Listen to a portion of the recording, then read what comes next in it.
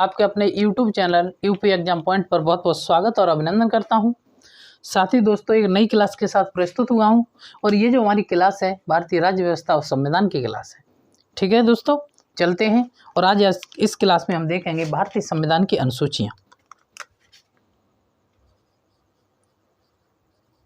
भारतीय संविधान की अनुसूची।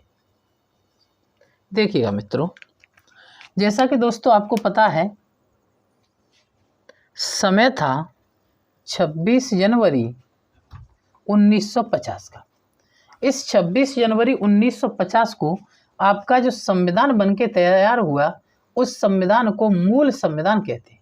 क्या कहते हैं? मूल संविधान कहते हैं। दोस्तों ध्यान रखना, जितने भी एग्जाम आपके होते हैं, वनडे एग्जाम हो या अपर एग्जाम हो, इस टॉपिक से जरूर ही क्वेश्चन पूछा जाता है। भारतीय संविधान की अनुसूचियों से जरूर ही क्वेश्चन पूछा जाता है। अच्छे से टॉपिक को तैयार कीजिएगा और हमारे चैनल को share and subscribe and like कीजिएगा। ठीक है दोस्तों, देखते हैं।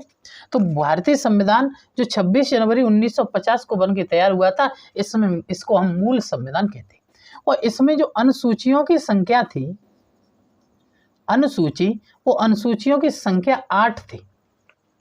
बाद में संशोधन द्वारा 4 अनुसूचियां और जोड़ दी गईं, तो वर्तमान में अनुसूचियों की संख्या 12 हो। अब इन 12 जो अनुसूचियां हैं, इन 12 अनुसूचियों को मित्र हम एक एक करके देखेंगे कंप्लीट। देखिएगा दोस्तों, तो अनुसूची हम देखते हैं। पहली अनुसूची प्रथम, जो प्रथम अनुसूची है, इस प्रथम अनुसूची में क्या बताया गया है? तो इसमें बताया गया है संघ और उसके राज्य क्षेत्र। संघ और उसके राज्य क्षेत्र। जब बात होती है संघ और उसके राज्य क्षेत्र, तो संघ से तात्पर्य है भारत का। संघ से तात्पर्य है भारत और उसके राज्य क्षेत्र से मतलब है दोस्तों राज्य और केंद्र शासित प्रदेश। राज्य और केंद्र शासित प्रदेश। अगर वर्तमान में राज्यों की संख्या पूछोगे तो राज्यों की संख्या 28 है और केंद्र शासित प्रदेशों की संख्या 8 है। दोस्तों अगर आपको ये पता करना है कि राज्यों की संख्या वर्तमान में 28 कैसे रह गई, जबकि 2014 में 2 जून 2014 को राज्यों की संख्या 29 हो गई थी। और जब आपके लद्दाख या जम्मू कश्मीर का विभाजन करके 31 अक्टूबर 2019 को 2 केंद्र शासित प्रदेश बना दिए गए, तो जो केंद्र शासित प्रदेश है उनकी संख्या 9 हो गई। फिर अब लौट के 8 कैसे हो गई? तो इसके लिए एक वीडियो जाएगा राज्य पुनर्गठन, उसके द्वारा आप उसे समझिएगा। ठीक है दोस्तों, तो यहाँ पर संघ और राज्य क्षेत्र की बात की गई है। तो इसमें मैंने बोला संघ मतलब भारत और राज्य क्षेत्र उसके केंद्र शासित प्रदेश और राज्य। अगर पेपर में पूछा जाए कि कौन सी अनुसूची भारत में राज्य और उसके नाम से संबंधित है, तो आपकी अनुसूची 1 है। अनुसूची 2 देखते हैं मित्रों, और अनुसूची 2 में चर्चा की गई है उच्च पदाधिकारियों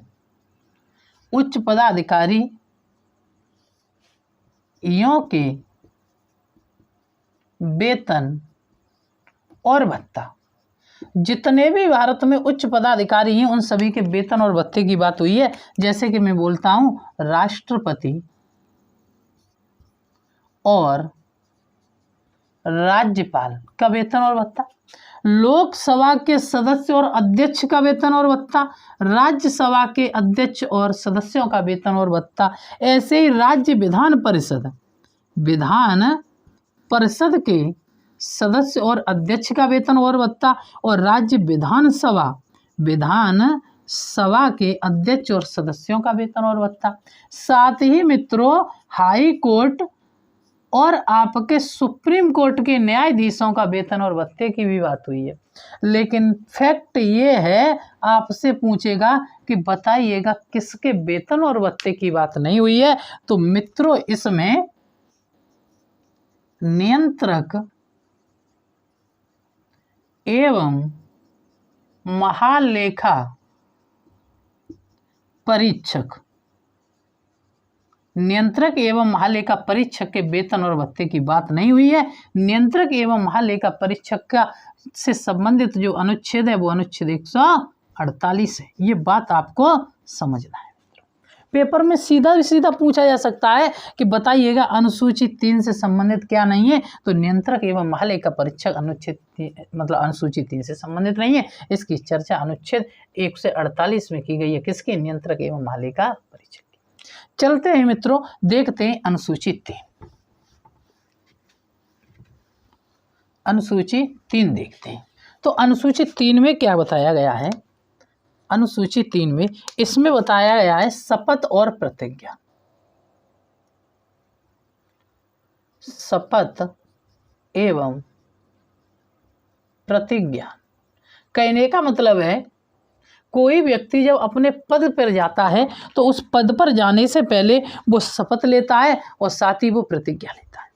तो इसमें पूछ रहा है कि ये बताओ, जो राष्ट्रपति उपराष्ट्रपति हैं या फिर लोकसभा और राज्यसभा के सदस्य हैं, अध्यक्ष हैं, उनकी सब की शपथ की बात हो रही है कि वास्तविकता में इसमें से ऐसा भी कोई व्यक्ति है जिसकी शपथ की यहाँ बात नहीं हो रही? तो आप देखिएगा इसमें किस किस के शपथ की बात होती है। तो इसमें आपके मंत्रिपरिषद के शपथ की बात होती है, मंत्रिपरिषद के सदस्यों की शपथ की बात, और आपके लोकसभा और राज्यसभा के सदस्यों की शपथ की बात होती है। यहाँ पर हाई कोर्ट और सुप्रीम कोर्ट के न्यायाधीशों की शपथ की बात होती है, और आपके राज्य विधानमंडल मतलब विधानसभा और विधान परिषद के सदस्यों की शपथ की बात होती है। लेकिन यहाँ पर भी एक समस्या है कि यहाँ पर राष्ट्रपति की शपथ की कोई चर्चा नहीं है। राष्ट्रपति की शपथ की चर्चा नहीं है। क्यों? क्योंकि राष्ट्रपति की जो शपथ की चर्चा हुई है वो भारतीय संविधान के अनुच्छेद 60 में हुई है। भारतीय संविधान के अनुच्छेद 60 में स्पेशली बताया गया है कि राष्ट्रपति को जो शपथ दिलाई जाएगी अनुच्छेद 60 के तहत सुप्रीम कोर्ट का जो मुख्य न्यायाधीश होगा या भारत का मुख्य न्यायाधीश होगा वो शपथ दिलाएगा। ठीक है मित्रों, आगे चलते ही अनुसूची 4 को देखते हैं। और अनुसूची 4 में दिया गया है कि राज्यसभा में राज्य और केंद्र शासित प्रदेशों के लिए सीटों का विभाजन। ठीक है, जैसे उदाहरण के लिए मैं बता दूं कि यूपी है, यूपी को राज्यसभा में 31 सीटें हैं। एमपी है, एमपी को राज्यसभा में 11 सीटें हैं। उसके बाद में जैसे मैंने बोला महाराष्ट्र, तो महाराष्ट्र को बताओ। उसके बाद बोला मैंने बिहार, बिहार को बताओ कितनी सीटें हैं। उसके बाद मैंने बोला तमिलनाडु, तमिलनाडु को सीटें बताओ। तो आपकी उत्तर प्रदेश को जो सीटों की संख्या बताई गई है वो कितनी बताई है? 31 बताई है। एमपी को सीटें 19 बताई हैं। महाराष्ट्र को सीटें आपकी 19 बताई हैं। सॉरी, एमपी को सीटें जो 11 बताई हैं, महाराष्ट्र को कितनी बताई हैं? 19 बताई। कितनी बताई हैं? 19 सीटें बताई हैं। और आपकी बिहार को 16 सीटें हैं, तमिलनाडु को 18 सीटें हैं। और आपका अगर पश्चिमी बंगाल पूछता है तो पश्चिमी बंगाल को भी सीटों की संख्या 16 बताई गई है। राज्यसभा में अधिकतम सीट, अगर अधिकतम सीट पूछेगा तो 250 हैं। वैसे वर्तमान में 245 के लगभग सीट है जिन पर अभी प्रतिनिधि कार्य कर रहे हैं। और राज्यसभा का अगर गठन पूछता है, कभी भी गठन, तो मित्रों बता देना गठन इसका 3 अप्रैल 1952 में हुआ था। कब हुआ था? 1952 में। ठीक है, आगे चलते हैं अनुसूची 5 पर।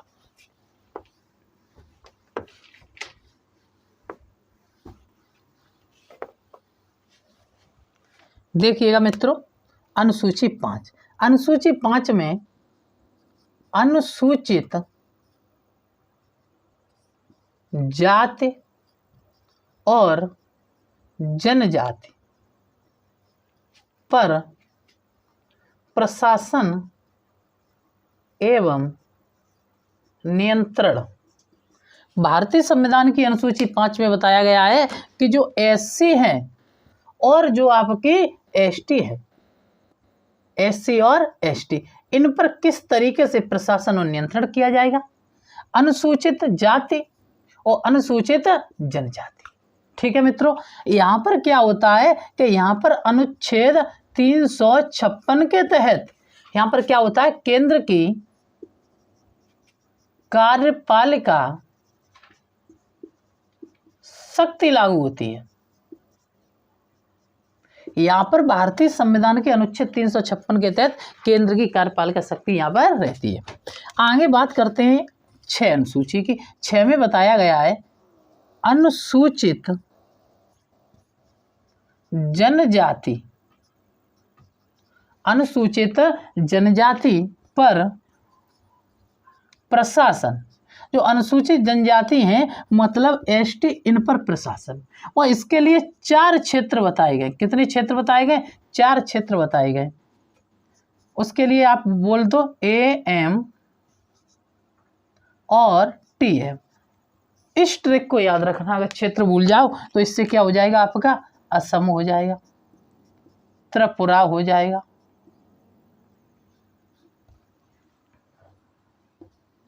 A से असम, M से मेघालय, T से त्रिपुरा और M से मिजोरम।